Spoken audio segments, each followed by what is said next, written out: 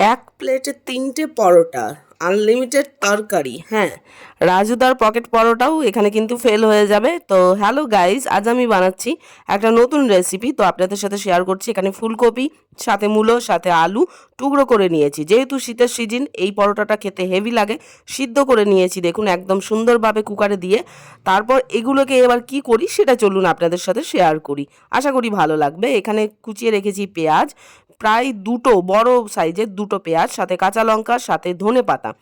তো এই যে সিদ্ধ করা জিনিসগুলো রয়েছে, ফুলকপি, মূলো, আলু সব একসাথে এরকমভাবে মেখে নিতে হবে। একদম দানা কোনো রকমভাবে থাকলে হবে না, একদম মানে মিহিভাবে মেখে নিতে হবে।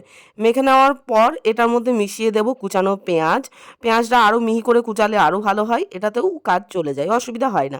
কাঁচা লঙ্কা, তারপর প্রায় 150 গ্রাম পরিমাণ ধনেপাতা, তারপর বেশ কিছুটা লবণ দিয়ে ভালোভাবে আবার চটকে মিশিয়ে নিতে হবে। মেশানোটা হচ্ছে বিশেষ কাজ এখানে। মিশিয়ে নেওয়ার পর পরিমাণ মতো ময়দা দিতে হবে। এটাতে জলের কোনো প্রয়োজন পড়ে না, কারণ এই মশলাটা থেকেই অলরেডি জল বেরোয়, যেহেতু সবজি আছে। ধীরে ধীরে মাখতে হবে, ময়দা দিতে হবে আর মাখতে হবে, ময়দা দিতে হবে, মাখতে হবে, রিপিট অ্যান্ড রিপিট, এই প্রসেসই চলবে।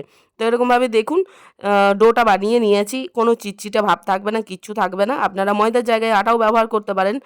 আর এই পরোটা সবসময় লেচি বড় হয়। আমি যেরকমভাবে খাই পরোটা সাইজে বড়ই হয় আমার, তো তার থেকে একটু বড়ই হবে। তো এরকমভাবে তেল দিয়ে চাকার মধ্যে, তারপর এরকমভাবে বেলনা দিয়ে আপনারা বেলে নিতে পারেন, গোল শেপ, চারকোনা শেপ, যে যেমন শেপে খেতে চাইবেন সেরকম। তো এখানে তাওয়া গরম করে নিয়েছি আর সুন্দরভাবে বেলে নিয়েছি দেখুন, কোনো ফাটাফাটির সিন নেই। একদম গরম তাওয়ার মধ্যে দিয়ে দেবো। ধিমি আঁচে রান্না হবে, লো স্টিমে রান্না করতে হবে। আর সাইডে সাইডে হালকা করে তেল দিতে হবে। খুব বেশি তেল দেবেন না, কারণ এটা পুর দেওয়া পরোটা। তো অতিরিক্ত তেল দিলে এটা খুব অয়েলি হয়ে যায়। যতটুকু প্রয়োজন মনে হবে ততটুকুই দেবেন। দুপাশে উল্টে পাল্টে ভালোভাবে ভেজে নেবো। লাল লাল হয়ে গেছে, সুন্দর পরোটা রেডি আমার। তো প্রথম পরোটা চলে যাবে একদম ডাইরেক্ট রঞ্জনের প্লেটে। আমরা দুজনেই হাফ হাফ করে খাচ্ছি এখানে। রঞ্জন তো খেয়ে বলছে দারুণ লাগছে। এই যে গরম গরম পরোটা ভাজছি, কতগুলো যে ভাজতে ভাজতেই খেয়ে নেবো তার কোনো ঠিক নেই। প্লেটে পড়ার আগেই আমরা গরম গরমটাই খেয়ে নিই। তো যাই হোক, নেক্সট সেকেন্ড নাম্বার এখানে চলে গেছে। এটা সেকেন্ড নাম্বার না, এটা হচ্ছে 4 নাম্বার। ঠিক আছে, পরপর পরপর বানাচ্ছি আর খাচ্ছি। থালার মধ্যে কিন্তু এখন কোনো পরোটা জমেই নি। তো এটা গরম গরম পরোটাই সব থেকে বেশি ভালো লাগে সস দিয়ে খেতে।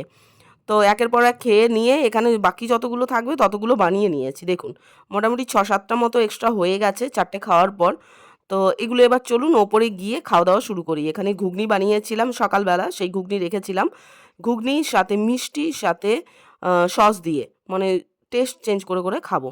তো দেখুন কত সুন্দরভাবে খাওয়া হচ্ছে। এই রেসিপিটা অবশ্যই আপনারা একবার বাড়িতে ট্রাই করে দেখবেন। অনেকের অনেক রেসিপি দেখে থাকবেন, কিন্তু এটা একদমই অন্য রকম, দারুণ খেতে লাগে।